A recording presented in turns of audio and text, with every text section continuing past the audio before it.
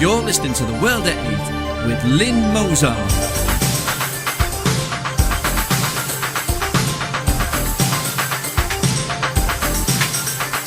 The World at 8, the number one in nationalist news.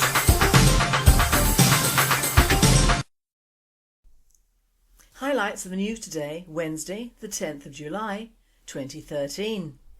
Abu Qatada's family plans to move to Jordan. Theresa May bans 2 extremist groups. Royal Mail sale, cable outlines flotation.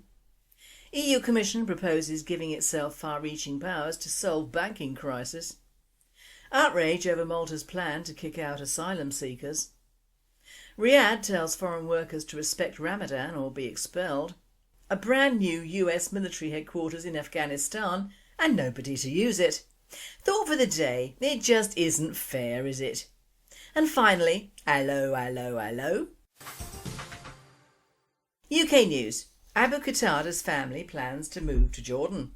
The wife and children of hate cleric Abu Qatada, who faces trial on terror charges in Jordan following his deportation from Britain, are planning to move to Amman from London, a family friend said on Tuesday.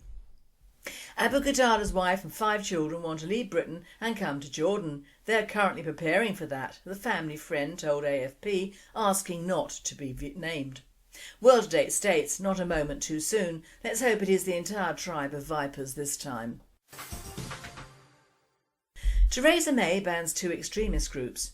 2 extremist groups, UK-based Minbar Ansar Deen and Nigeria-based Boko Haram, are to be prescribed in the UK under terrorism laws, making membership and support for them a criminal offence.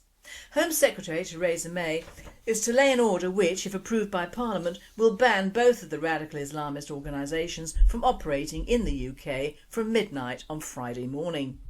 Minbar Ansar Deen, also known as Ansar al-Sharia UK, promotes terrorism by distributing content through its online forum, which encourages individuals to travel overseas to engage in extremist activity, specifically fighting, the Home Office said.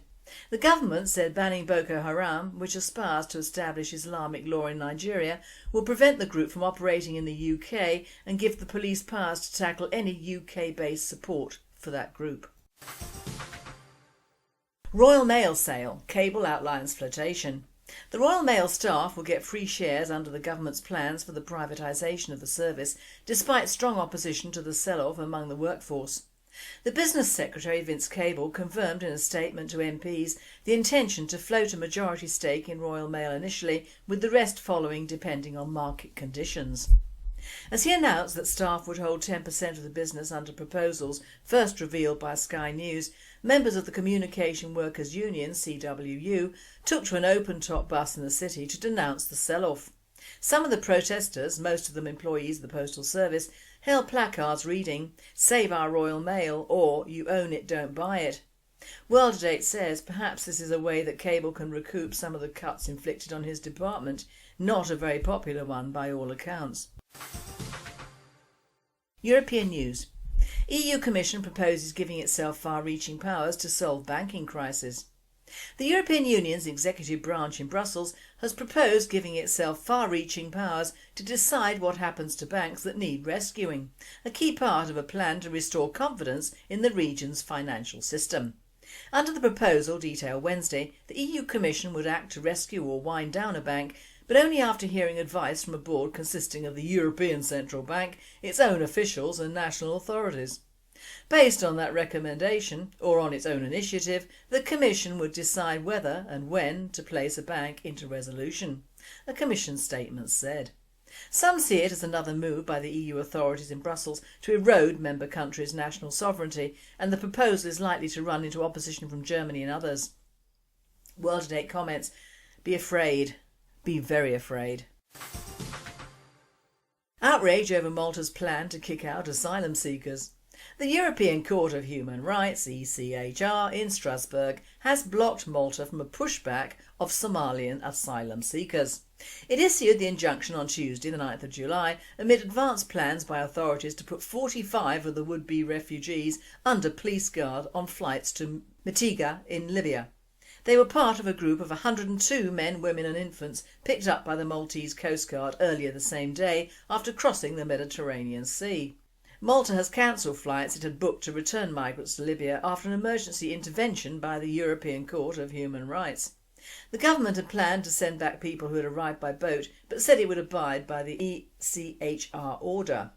World Today states France sent back some about 2 years ago and defied the EU ban, but only got a slap on the wrist and a small fine. Deport them and just apologise. It's easier to obtain forgiveness than permission. World News. Riyadh tells foreign workers to respect Ramadan or be expelled. In timidly reforming Saudi Arabia, the Interior Ministry imposes strict observance on fasting on non-Muslims. Food, water, cigarettes and chewing gum are banned from public areas from dawn to dusk. Non-Muslim residents must respect the holiness of Ramadan and the feelings of Muslims, said an Interior Ministry statement, or be expelled. According to Islamic tradition, the month of Ramadan marks Allah's revelation to Muhammad of the first verses of the Quran. Every person above puberty and in good health has to fast from dawn to dusk. Compliance with these rules is one of the 5 pillars of Islam, a basic duty for every Muslim. The measure, adopted by the Interior Minister and confirmed by sources in the Committee for the Promotion of Virtue and Prevention of Vice, the Mutawa or religious police, primarily affects 8 million foreign workers, mostly Asians, who are living at present in the country. Foreigners caught breaking the fast in public will be subject to deterrent measures that include terminating their employment contracts and expelling them from the kingdom, the ministry said. For the start of Ramadan, more than 30,000 men will be deployed around the Grand Mosque of Mecca to ensure the safety and security of the guests of God. The Interior Ministry has also instructed the Mutawa to intensify checks on the streets. World Date says, well, this just shows the way of Islam. Very little understanding of foreign workers in that country, many of whom are not Muslim. It's like the UK making Muslims and Jews eat pork, or telling Sikhs to cut off their hair, or Buddhists to eat meat and Hindus eat beef, and stop celebrating their festivals, and all observe Easter and Christmas by attending our churches. These are often poorly paid Indian workers and not very well fed ones at that. How would the Saudis react if we inflicted our Christianity on their fellow Muslims that live over here? A brand new US military headquarters in Afghanistan and nobody to use it. The US military has erected a 64,000 square foot headquarters building on the dusty moonscape of southwestern Afghanistan that comes with all the tools to wage a modern war. A vast operations centre with tiered seating, a briefing theatre, spacious offices, fancy chairs, powerful air conditioning. Everything, that is, except troops. The building was completed this year at the cost of $34 million. But as the military draws down, it will sit empty. Commanders in the area who insisted 3 years ago they did not need the building are now in the process of withdrawing forces and see no reason to move into the new facility. And it's not the only white elephant the USA has wasted money on. In Kandahar province, the US military recently completed a $45 million facility to repair armoured vehicles and other complex pieces of equipment. The space is now being used as a staging ground to sort through equipment that is being shipped out of the country. In northern Afghanistan, the State Department last year abandoned plans to occupy a large building it had intended to use as a consulate. After spending more than $80 million and signing a 10-year lease, officials determined the facility was too vulnerable to attacks. World Today writer comments, unbelievable.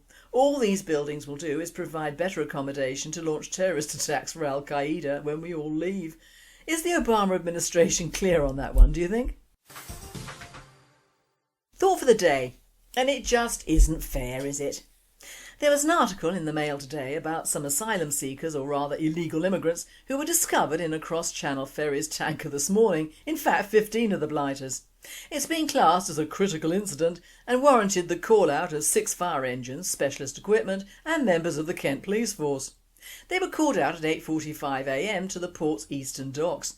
You try getting a policeman to your house after a burglary at 8:45 in the morning, but hey ho, they all turned up for these bastards because several of them appeared unwell. Now I know you would say that the milk of human kindness doesn't run in my breast, and as far as immigrants go you'd be absolutely right. Thankfully for the more humane amongst us, none of those found was in a life-threatening condition, and ferry services have not been affected by the critical incident. Oh, that's okay then. Not for them the old turn around and go back, oh no. Although not mentioned in the report in the Mail, all 15 will be sent to centres to be processed. How can you process people who have stowed away in an oil tanker, let alone give them medical treatment for which they will not pay? It shows that the Spirit of France vessel and others should be searched thoroughly before every sailing to our shores, no exceptions, and those found sent back immediately, ill or not. They were quite well enough to travel thousands of miles to France and well enough to either pay a driver or fool him, so fair dues, back home boys. This news item slots in very well with the so-called report on ITV about the NHS and the A&E departments of hospitals throughout the UK, and how much strain they're under and the unspoken and mainly unreported cost to us of foreign health tourists, and indeed the growing immigrant population and their toll on our health services, which of course is another non-hyped fact, except that is in the case of a white American who cost us £20,000 for HIV treatment. All the while, of course, the ethnic cost is being mainly ignored, and those estimates range from £12 million to £200 million a year. The ITV report was carefully and politically correct filming of a Birmingham hospital A&E department. The staff were mainly ethnic, except the emergency room and triage staff, who were mostly white, but all without exception were working their little socks off, and owing to clever filming, which must avoid any hint that the immigrant population in Birmingham, which is practically wall-to-wall Asian, is taking part of any of this, they filmed many white retards who were sitting around with sprained wrists or needing prescriptions, which is hardly A&E material. I know because I've seen enough lately of A&E departments, and they work excellently for emergencies. I don't know about you, but I've never thought of going to A&E because the hint lies in the title, accident and emergency, not out of hours GP surgery departments. Jeremy Hunt was interviewed and slid out of virtually everything asked of him, whilst congratulating the programme for bringing this to the public's notice. Yup, and biased although it was, it'll fool the sheeples completely. Only one of the 10 pictures of the unnecessary visitors to A&E was Asian, all the rest were us in all our glory. Do you really believe that, in that area? Where the BBC found that a Birmingham practice manager was selling places to that GP surgery for £800 a pop, and sold it to an undercover guy who promptly obtained an MRI free at probably the hospital showed on television. So we do have a black market web throughout the NHS, which I don't believe was there 40 years ago. Why? Because although never perfect, the GPs did their jobs some years ago, which they are not doing now. Take the case of our local GP surgery or surgeries, because they're busy taking over all the other practices in the area, so have around 3 now, and they're all large ones. They've even built on a section in our waiting room this year. Now there are around 4 partners and more locums I'd imagine, and some nurses. Compared to my last one in Surrey, this waiting room is always almost empty, and still they're running late. You can't get an appointment that day ever unless it's an emergency, and then you have to go along at 5:30 and wait. They seem to run on 1 or 2 GPs at best, because the others, instead of staying in one practice, spread themselves over the other 3 surgeries. Because of what? Greed, my friends, greed. It's more money for more patients but for less doctors, because they're still getting paid by the NHS for taking NHS patients. I have never sat in a doctor's waiting room with just one other person and still run late. The GPs, most of them, are not what they used to be. Most don't work weekends, even Saturday mornings, which used to be the norm, and you wouldn't see a GP dead in an A&E situation, well, maybe literally. The staff at any A&E are right. GPs need to put their time where their money is and get working harder with their patients, not taking over other surgeries which they can't handle. Hunt must put more into the GPs, and it must be stipulated that A&E is emergency only, preferably via ambulance or GP's recommendations. Hunt is supposed to be bringing in new rules for health tourists, like restricting free treatment for people from outside the European Economic Area citizens to those with indefinite leave to remain in the UK. Allowing anyone living abroad who has paid national insurance for at least 7 years in the past to get free treatments whilst on UK visits. a health levy on migrants from outside the EEA staying up to 5 years of at least £200 a year unless they have private health cover, improving how non-EEA short-term visitors are identified and charged for hospital treatment, extending hospital charges to GP practices and other NHS treatment for non-permanent residents, treatment for infectious diseases and sexually transmitted infections to remain free for all, improving current flawed systems for enforcing current charging rules, considering sharing personnel information relevant to NHS charges between the NHS, government departments and other agencies. The government says the NHS is one of the most generous systems in the world and is also open to abuse by those intent on cheating the system. Now, some of this looks good, but it's too little too late. These rules or similar ones should have been brought in concurrently with the growing problems of immigration over the last 40 years. Hell, they even inspected the Europeans on Ellis Island for disease, and if they were too ill they were not hospitalised but sent home, vis-a-vis the Channel Ferry debacle. It could be that in Birmingham, one of our more heavily populated areas for immigrants, that selling of places in GP surgeries has had more of an impact than ever because of the sheer numbers taking this black market up, forcing GPs to back down and to cut their work levels and put a large percentage of their work along to 111 lines, which are now facing criticism. I personally found 111 when I couldn't get hold of our GP last May for my better half very helpful, and they sent around an ambulance immediately, but then I thought he had indigestion. I can't fault the emergency services in the UK, they are superb. The falling down factor is aftercare and the time it takes for notes to reach the GP. But this could be down to the fact that we have no typists, even old ones in the UK apparently, and notes are sent to sodding China to be sent up, to be typed up. The NHS, our NHS, is a wonderful thing. It has its flaws, but generally, if it wasn't the best thing in the world next to paying exorbitant amounts of money for private care, we wouldn't have every Tom, Dick and Harry coming over here for them and their families to cash in, would we? These people are not stupid, but we are, however, very stupid in putting up with it. It isn't all the fault of immigrants and immigration, but on my research I'd put the fault down to 80% immigration and 20% mishandling and mismanagement, both locally and nationally, of local hospitals and GPs.